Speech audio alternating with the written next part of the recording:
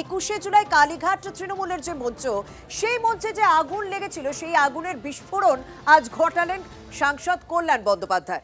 সাংসদ কল্যাণ বন্দ্যোপাধ্যায় তিনি একযোগে নিশানা করেছেন মমতা বন্দ্যোপাধ্যায় এবং অভিষেক বন্দ্যোপাধ্যায়কে। তিনি বলেছেন যে মমতা বন্দ্যোপাধ্যায়ের হাতেই তৃণমূল তৈরি হয়েছে, মমতা বন্দ্যোপাধ্যায়ের হাতে এই দল শেষ হবে। এমনকি এও উল্লেখ করেন আরজি করের ঘটনার সময় মুখ্যমন্ত্রী পদ থেকে মমতাকে সরাতে চেয়েছিলেন এক মন্ত্রী। তিনি কাদের দিকে উদ্দেশ্য করছেন, হঠাৎ করে আজকের এই বিস্ফোরণ কোথাও কি কালীঘাট তৃণমূলের কাছে অস্বস্তির কারণ হয়ে দাঁড়াচ্ছে? জানাবেন আমাদের প্রতিনিধি জ্যোতির্ময় সঙ্গে রয়েছেন। জ্যোতির্ময়, দেখো, যখন 21শে জুলাইয়ে জমায়েত নিয়ে তৃণমূল কংগ্রেস কিছুটা অক্সিজেন পাওয়ার চেষ্টা করছে, অর্থাৎ কালীঘাট তৃণমূল কিছুটা অক্সিজেন পাওয়ার চেষ্টা করছে, সেই সময় কল্যাণ বন্দ্যোপাধ্যায়ের এই বক্তব্য অবশ্যই অত্যন্ত বড় গলার কাঁটা।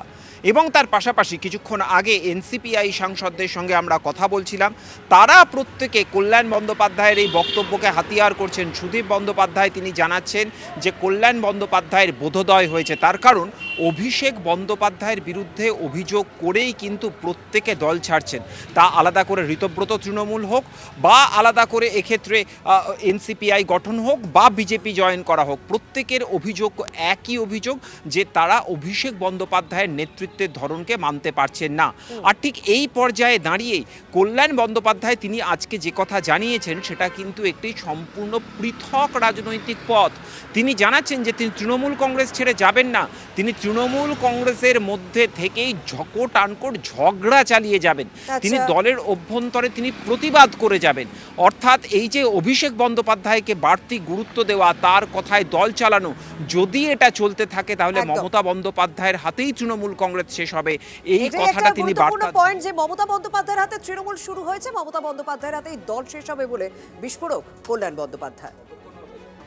আর কল্যাণ বন্দ্যোপাধ্যায় এর সঙ্গে যোগ করছেন, লক্ষ লক্ষ কর্মীর জন্য দিদি আজ তৃণমূলের নেত্রী হয়েছেন, রক্তের সম্পর্কের জন্য বাংলার নেত্রী হননি। শুধু অভিষেক করলে তো সমস্যা হয়ে যাচ্ছে। দলে থাকার বার্তা দিয়েও মমতা অভিষেককে তোপ দেখেছেন কল্যাণ। শুনুন কি বলেছেন। বাংলার কোটি কোটি মানুষ আর লক্ষ লক্ষ তৃণমূল কংগ্রেসের ওয়ার্কারের জন্য মমতা দি বাংলার নেত্রী হয়েছে। কোনো রক্তের সম্পর্কের লোকের জন্য মমতা দি বাংলার নেত্রী হননি। এবং সেই লড়াইয়ের দীর্ঘকালের সাথী আমি। আজ যদি অভিষেক করে তাহলে তো প্রবলেম হয়ে যাচ্ছে আমাদের। আমার জায়গায় চলে যাচ্ছে, এটা যদি কেউ ভাবে তাহলে তার শেষ, এমনিতেই শেষ হয়ে যাচ্ছে। বিজেপির বিরুদ্ধে লড়াইটা আমি করব এবং দলের থেকে করব। এদের মতো আমি নই যে 80 জন চলে গেছে বা 20 জন চলে গেছে, দরকার হলে দলের মধ্যে ঝগড়া করেও করব। অনেক ফোন পাচ্ছি, দাদা দল ছেড়ে যাবেন না। আমি ছাড়ে যাবো কেন? কিন্তু দিদিকে বুঝতে হবে। দিদি যদি এখনো না বুঝতে চায় তাহলে দিদি দল তৈরি করেছে, দিদি দল শেষ করবে, আর কিছু বলার নেই আমার।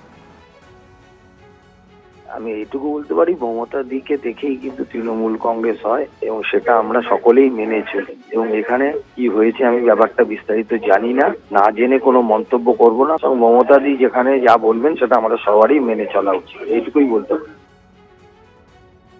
মমতা বন্দ্যোপাধ্যায়ের তো পুরনো রোগ, উনি মেগালোম্যানিয়াক। ওনার সামনে কেউ কিছু বলবে বেশি, কেউ কিছু জানবেন, সেটা তো ওনার পছন্দ হয় না। তো ব্যাস, কালকে কল্যাণদাকে ওখানেই মঞ্চের মধ্যে উনি গরম গরম দিয়ে দিয়েছেন। এই যবে থেকে গরম গরম ডোজ খেয়েছেন কল্যাণদা, তবে থেকে এরকম উল্টোপাল্টা বকে যাচ্ছেন। আরো বকবেন, অপেক্ষা করুন, আরো অনেক কিছু বলবেন। যতদিন না দিদি দেখে ওনাকে আবার স্নেহের পরশ দিচ্ছেন। উনি এখন বহুদিন দিদি স্নেহের পরশ পাননি, তার জন্যই এখন এসব বলছেন।